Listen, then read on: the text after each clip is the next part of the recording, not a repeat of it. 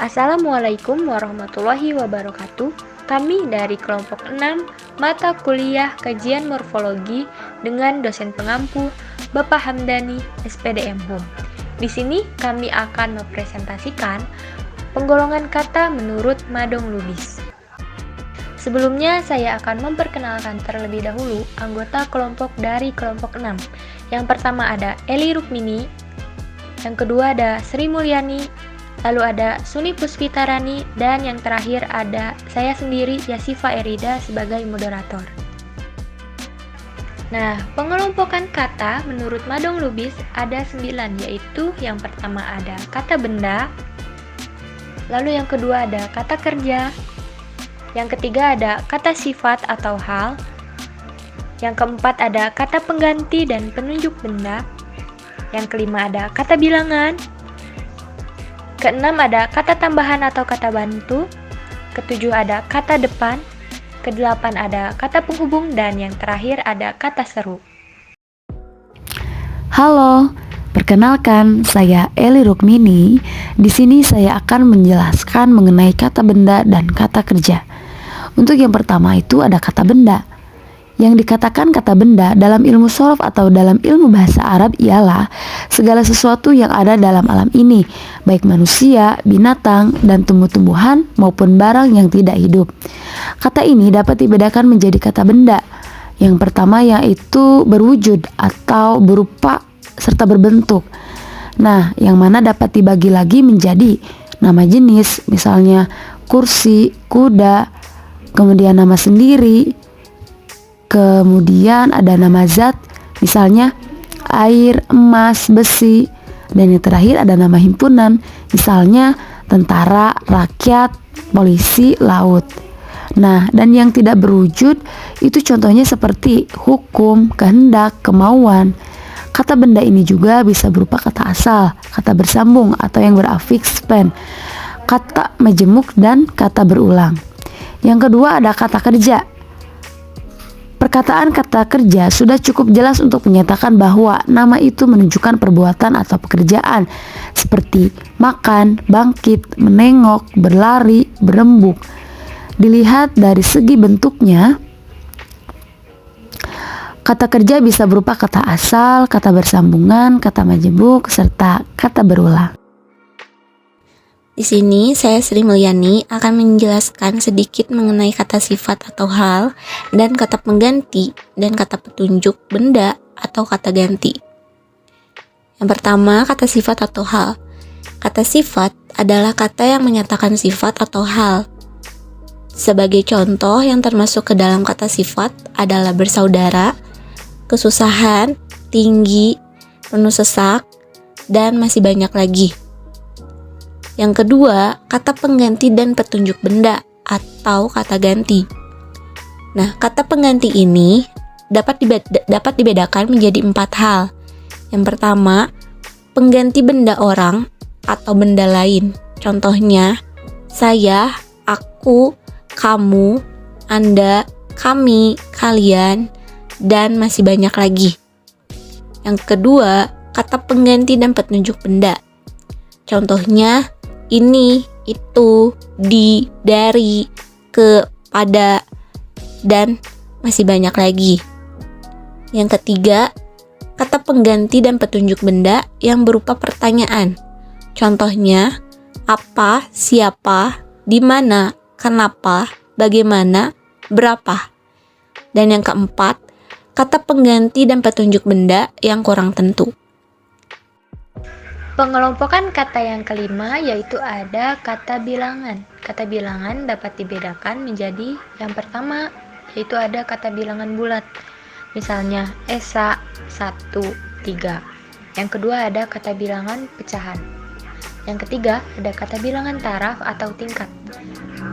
Misalnya kedua, ke-11, ke-10. Yang keempat ada kata bilangan himpunan. Yang kelima, ada kata bilangan kurang tentu. Dan yang keenam yaitu ada kata-kata penyukat. Adalah kata-kata yang menunjukkan ukuran atau penyukat. Letaknya di belakang kata bilangan atau di depan kata benda. Contoh, helai, bidang, batang, buah, pucuk, dan sebagainya. Untuk pengelompokan kata yang selanjutnya yaitu ada kata tambahan atau kata bantu. Kata tambahan ialah kata-kata yang menjadi keterangan selain kata benda. Nah, dari segi arti, kata tambahan ini dapat dibedakan menjadi kata tambahan penunjuk, yaitu yang pertama ada tempat.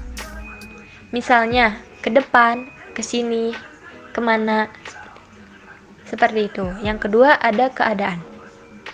Misalnya, hati-hati atau tergopoh-gopoh. Yang ketiga ada waktu. Misalnya, tadi, tahun dahulu, atau purbakala. Yang keempat ada banyak. Misalnya, sedikit atau banyak-banyak. Yang kelima yaitu ada taraf. Tingkat keadaan. Misalnya, lebih, hampir. Yang keenam ada sikap. Misalnya yaitu patut, mesti, harus, betul-betul, mustahil, dan sebagainya. Lalu, berdasarkan kata yang diterangkannya, kata tambahan dapat dibedakan menjadi kata tambahan yang menerangkan. Yaitu yang pertama ada kata kerja, yang kedua ada kata sifat, yang ketiga ada kata bilangan, dan yang terakhir ada kata tambahan itu sendiri. Assalamualaikum warahmatullahi wabarakatuh. Perkenalkan, nama saya Suni Puspitarani. Saya akan menjelaskan mengenai kata depan, kata penghubung, dan kata seru. Kata depan disebut juga kata perangkai atau kata penyelit. Kata penyelit ialah kata yang diselitkan di antara dua patah kata dalam satu kalimat. Kata penyelit dapat dibedakan menjadi dua. Yang pertama, kata penyelit yang sebenarnya. Contohnya ke, di, dari. Yang kedua, kata penyelit berpadu, yaitu kata penyelit yang sebenarnya yang dipadukan dengan kata benda yang menunjukkan tempat. Seperti atas, bawah, sisi, sehingga menjadi di atas, ke bawah, dari sisi. Selanjutnya, kata penghubung. Kata penghubung ialah kata yang gunanya terutama menghubungkan kalimat sehingga menjadi kalimat majemuk. Tetapi ada kalanya dipergunakan juga menghubungkan bagian kalimat. Jenis kata ini dapat dibedakan menjadi kata penghubung penunjuk. Yang pertama, himpunan. Misalnya, lagi, dan, serta, maka. Yang kedua, waktu. Misalnya apabila, tatkala, sesudah, waktu, sebelum. 3. Sebab. Misalnya sebab, karena, oleh sebab.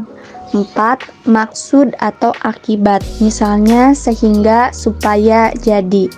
Yang kelima, pertentangan. Misalnya tetapi, walaupun, sungguh pun. Dan yang keenam yaitu syarat. Misalnya kau, jikalau, jika, asal. Selain itu, ada kata-kata penghubung yang faedahnya untuk perhiasan saja. Kata-kata seperti itu banyak ditentukan pada karya-karya sastra lama. Sebagai contoh yaitu maka, bahwasannya, hatta, arkian, bermula. Dan yang terakhir yaitu kata seru. Kata seru adalah kata yang mengungkapkan perasaan dan maksud seseorang. Kata seru dibagi menjadi dua. Yang pertama, kata tiruan bunyi. Misalnya suara kucing, meong. Yang kedua, kata ucapan perasaan. Misalnya aduh, astaga.